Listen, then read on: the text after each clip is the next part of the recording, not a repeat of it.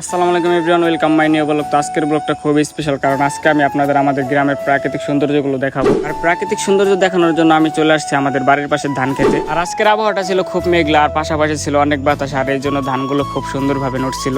আর প্রাকৃতিক সৌন্দর্যের জন্য ধান ক্ষেতের মেশিনগুলো হয়ে থাকে খুবই অসাধারণ। তা আপনাদের মাঝে ধান ক্ষেতের মেশিনটাও তুলে ধরলাম। তো ধান ক্ষেতের দৃশ্যটা আপনাদের মোটামুটি দেখানো শেষ, এখন আপনাদের অন্য কিছু দেখাবো। আর হাঁটতে হাঁটতে চলে আসছে আমাদের পুকুর পাড়ে। যদিও এখানকার পানি বেশি একটা ভালো না, তবুও মানুষ এখানে গোসল করে। তো যাই হোক, তো রাস্তা দিয়ে যাওয়ার সময় একটা মোরগের সাথে দেখা হয়েছিল। মোরগটা দেখতে খুবই অসাধারণ ছিল, আর তাই ভিউটা নিলাম। আর একটু সামনে যাওয়ার পরে দেখা হয়ে গেল আমাদের এসি রুমের সাথে, কারণ এখানে প্রচন্ড গরমের মধ্যেও ঠান্ডা বাতাস থাকে। আর কিছুক্ষণ হাঁটার পরে চলে আসছে আমাদের এলাকার ব্রিজ, আর ব্রিজটার ভিউটা ছিল খুবই অসাধারণ। আর আমরা মূলত এখানেই আড্ডা দিয়ে থাকি। আর ব্রিজ থেকে ঘুরে আসার পর চলে আসছে আমাদের এলাকার খেলার মাঠে, আর এখানে ভাই ব্রাদাররা মিলে ফুটবল খেলতেছিল। আর ওখানে বেশি দেরি না করে আমি চলে আসছি আমাদের বাড়ির পাশে মিনি কাশফুলে। আর এখানের কাশফুলের ভিউটা ছিল খুবই অসাধারণ। আর কাশফুলে বেশি দেরি না করে আমি চলে আসছি আমাদের এলাকার রাস্তায়। আর রাস্তায় ছিল অনেকগুলো কলা গাছ, আর গাছে ধরেছিল অসাধারণ কলা। তো আপনাদের যে জায়গাগুলো দেখানো হলো, আমি মূলত এখান দিয়ে ঘোরাঘুরি করি। তো গাইস, আজকের ভিডিওটা এই পর্যন্ত। এই ভিডিও ভালো লাগলে চ্যানেলটি সাবস্ক্রাইব করে দিবেন, আর পেজ থেকে দেখলে অবশ্যই ফলো করে দিবেন। তো আজকের মতো এই পর্যন্তই, আল্লাহ হাফেজ।